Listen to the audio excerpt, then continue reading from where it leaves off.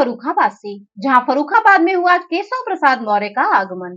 खबर के बारे में विस्तार जानेंगे, उससे पहले लेंगे एक छोटा सा ब्रेक के बाद जल्द हाजिर होंगे। इस खबर के प्रायोजक हैं फास्टको। जल्दी हो जाना तो फास्टको बुलाना। बाइक से लेकर लग्जरी कार सेल्फ ड्राइव पर उपलब्ध। ग्रुप ट्रेवल के लिए लग्जरी बस भी उपलब्ध। सबसे सस्ता एक बार सेवा का मौका अवश्य दें। व्हाट्सएप करें 9044808808। ब्रेक के बाद आप सभी का स्वागत है। खबर यूपी के फर्रुखाबाद से, जहां जनपद में लोकसभा क्षेत्र फर्रुखाबाद में भाजपा प्रत्याशी मुकेश राजपूत के समर्थन में आयोजित नामांकन जनसभा को उत्तर प्रदेश के उप मुख्यमंत्री केशव प्रसाद मौर्य ने संबोधित किया। वहीं केशव प्रसाद मौर्य ने जनता को संबोधित करते हुए कहा कि कमल के निशान पर दिया गया आपका हर एक वोट विकसित भारत के निर्माण में अपनी महत्वपूर्ण भूमिका निभाएगा, क्योंकि मोदी जी हैं तो विकास की गारंटी है। देखिए फर्रुखाबाद से मितेश कुमार सिन्हा की रिपोर्ट। नमस्कार, मैं मितेश कुमार सिन्हा और आप देख रहे हैं फास्ट न्यूज इंडिया। खबरों के सिलसिले में हम आपको एक बार फिर ले चल रहे हैं उत्तर प्रदेश राज्य अंतर्गत फर्रुखाबाद जनपद में, जहां उत्तर प्रदेश के उप मुख्यमंत्री केशव प्रसाद मौर्य का गुरु ग्राम देवी मंदिर परिसर में हो रहे जनसभा में आगमन हो चुका है। और यह कार्यक्रम में उपस्थित होने के साथ ही उत्तर प्रदेश के उप मुख्यमंत्री केशव प्रसाद मौर्य फर्रुखाबाद के सांसद मुकेश राजपूत के लिए मतदान करने का अनुरोध करेंगे। हम आपको पल पल की रिपोर्ट दिखाते रहेंगे। तब तक के लिए देश और दुनिया की खबर के लिए देखते रहें fast news India. Bureau report Farrukhabad.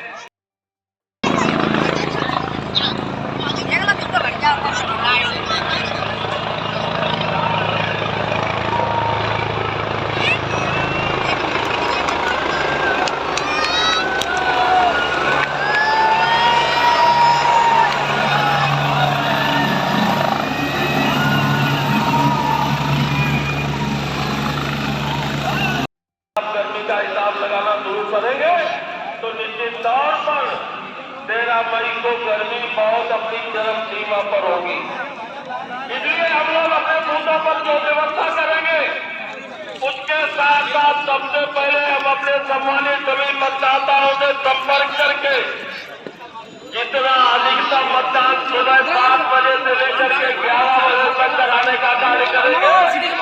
ये कार्य करने में सफल हो गए तो आप निश्चित मानिए मुकेश जी को कोई 4 लाख से पार नहीं, 5 लाख तक से भी 1 लाख हो सकती है, लेकिन मतदान करेंगे। इस गर्मी का ध्यान रहे और हर हालत में 7 बजे से 11 बजे 4 घंटे, कोई 4, कोई 5, कोई 6 बता रहा है। लेकिन भाजपा की सरकार के समय बिजली कितने घंटे आती है? अर्थात सपा बसपा की सरकार में बिजली आती नहीं थी और भाजपा की सरकार में बिजली जाती नहीं। अंतर है कि नहीं अंतर है? पहले ट्रांसफार्मर जल जाए तो मेरे किसानों को या गांव वालों को बिना पैसा दिए, बिना श्री अखिलेश यादव जी के गुंडों को, उनके पार्टी के माफियाओं को चढ़ावा चढ़ाए ट्रांसफार्मर बदला जाता था, दोनों हाथ रख तो बदला जाता था। अब पैसा देना पड़ता है क्या ट्रांसफार्मर बदलने के लिए? दोनों हाथ रख तो बदलना पड़ता है क्या? अगर जल गया है तो सूचना दे दो, बिजली विभाग ट्रांसफार्मर लेकर के आता है, नया ट्रांसफार्मर लगाता है, जला हुआ ट्रांसफार्मर उतार करके ले जाता है। ये सुशासन है। जब सपा बसपा कांग्रेस की सरकार थी तो यह किसी भी योजना का लाभ का अगर 1 रुपया आपके पास भेजते थे तो 85 पैसा बीच में खा जाते थे।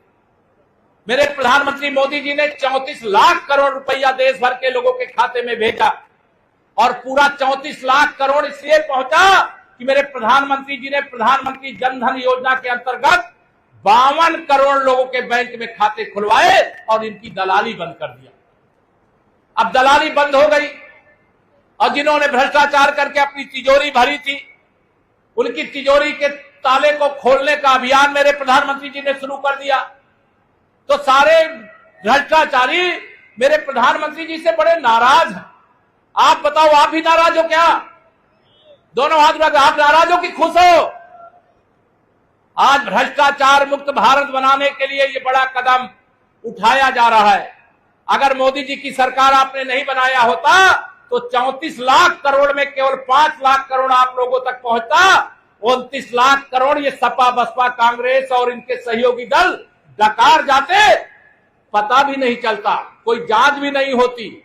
इनको लगता था कि एक बार तुम आओ लूटो, एक बार तुम आओ लूटो, लेकिन अब तो मोदी आ गए हैं और 2047 तक देश और प्रदेश में भाजपा की सरकार है और सरकार रहेगी। रहेगी कि नहीं रहेगी? दोनों हाथ उठा बताओ सब लोग, रहेगी कि नहीं रहेगी? 2047 तक विकसित भारत बनाए बगैर चैन से नहीं बैठेंगे। यह भारतीय जनता पार्टी का देश से वादा है। बहुत सारी चीजें हैं, मैं उनको सब बताऊंगा तो बहुत देर लगेगी। मैं इतना ही आज यहां पर कहूंगा कि आप सब यहां जितने कार्यकर्ता आए हो, कई लोगों को लगता होगा कि जो लोग अपने बूथ पर 370 वोट बढ़ा सकते हैं, अभिनंदन करता हूं उनका, लेकिन यह देखना, यह कहना नहीं है, करना है। तब 5 लाख से अधिक वोटों से मुकेश राजपूत जी जीत करके जाएंगे। वह वोट मुकेश राजपूत जी को ही नहीं मिलेगा, वह वोट सीधे नरेंद्र मोदी जी को मिलेगा। एक कमल का बटन दबाओगे तो एक गरीब को प्रधानमंत्री आवास मिल जाएगा। एक कमल का बटन दबाओगे, किसी गरीब के जीवन की गरीबी दूर करके उसको खुशहाली का जीवन मिल जाएगा। मुकेश भाई हमारे, मैं देख नहीं पाया, मुकेश भाई हमारे यहां पर हैं, इसलिए ये ध्यान रखना, विकास के लिए लक्ष्मी जी की जरूरत पड़ती है, पैसे की जरूरत पड़ती है कि नहीं पड़ती है? लक्ष्मी जी की जरूरत पड़ती है। और लक्ष्मी जी काहे में बैठ करके आएंगी? साइकिल में? बताओ, साइकिल बैठ के आएंगी? हाथी में बैठ के आएंगी? कमल के फूल पर बैठ करके आएंगे। आप सबसे हाथ जोड़ करके विनती करता हूं, मुझे आप सबके बीच में हो सकता भी लोकसभा चुनाव के बीच में 1-2 बार और कहीं आने का मौका मिलेगा, लेकिन आप सबसे इतनी ही अपील है कि मैं मुकेश जी की ओर से आपको आश्वस्त कर सकता हूं कि आप सबका सर हम लोग ऊंचा करेंगे और आप सब मिलकर के हम लोगों का सर भी ऊंचा कर देना। यह ध्यान रखना, यह चुनाव महाभारत के युद्ध की तरह है। एक तरफ 20% लोग हैं और भाजपा की तरफ तो 80% लोग हैं। कल तक मैं नारा लगाता था कि 100 में से 75% वोट हमारा है, लेकिन मैं लगभग 30 लोकसभा क्षेत्रों का दौरा करने के बाद आज ये कह सकता हूं कि 100 में से 80% वोट हमारा है। 20% में बंटवारा है और बंटवारे में भी हमारा है। हमने सबका साथ, सबका विकास किया है, इसलिए सबका आशीर्वाद मेरे मुकेश राजपूत जी को दोनों हाथ उठा करके अपने स्थान पे खड़े होकर के दीजिए। जरा सब लोग अपने स्थान पे खड़े होकर के, आपका यह आशीर्वाद मुकेश राजपूत जी को और माननीय नरेंद्र मोदी जी को सीधे मिल रहा है। मेरी आप सबसे विनती है, रिकॉर्ड वोटों से विजयी बना करके, देश में बहुत बड़े बड़े रिकॉर्ड अलग अलग लोकसभा क्षेत्रों में बन रहे हैं, लेकिन फर्रुखाबाद वाले पीछे रहेंगे क्या? ध्यान रखना, आज से लेकर के 13 मई तक गर्मी बहुत पड़ रही है।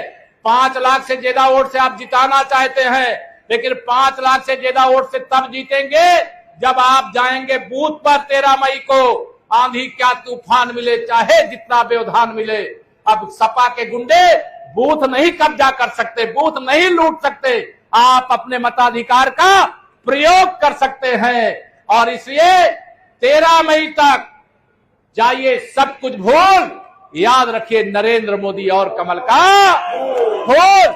यही विनती करके करता हूं आप सबको सादर प्रणाम। जरा दोनों हाथ उठा करके बोलिए जय श्री राम, बोलिए बजरंग बली की। भगवान तथागत के चरणों में भी प्रणाम करता हूं, क्योंकि हमारे प्रधानमंत्री जी ने संयुक्त राष्ट्र संघ की सभा में ललकार करके कहा था कि हमने दुनिया को युद्ध नहीं, भगवान तथागत बुद्ध दिया है, और यह कहने वाला भारत का कोई दूसरा प्रधानमंत्री नहीं, हमारे नरेंद्र मोदी जी हैं, जो विश्व के सबसे बड़े मंच पर कहकर आए। इसे मेरा आप सबसे निवेदन है, हर बात को रखिए ध्यान, कमल निशान, बाकी सब भगवान राम भक्तों पर तुम्हारे पिताजी की जब सरकार थी गोली चलाई गई, वह भूल करके श्री राम जन्मभूमि तीर्थ क्षेत्र ट्रस्ट ने तुमको निमंत्रण दिया कि आओ रामलला 500 साल बाद अपने जन्म स्थान पर विराजमान हो रहे, वहां आ जाओ। लेकिन तुम्हें मुख्तार अंसारी की कब्रिस्तान पे फतिहा पढ़ने का समय तो मिल गया, लेकिन रामलला का दर्शन करने की फुर्सत नहीं मिली। अगर रामलला के दर्शन कर लेते शायद प्रायश्चित पूरा हो जाता। यही हाल कांग्रेस पार्टी का, जिससे इन्होंने गठबंधन किया। कांग्रेस ने कहा था भगवान श्री राम काल्पनिक है, वो हुए ही नहीं।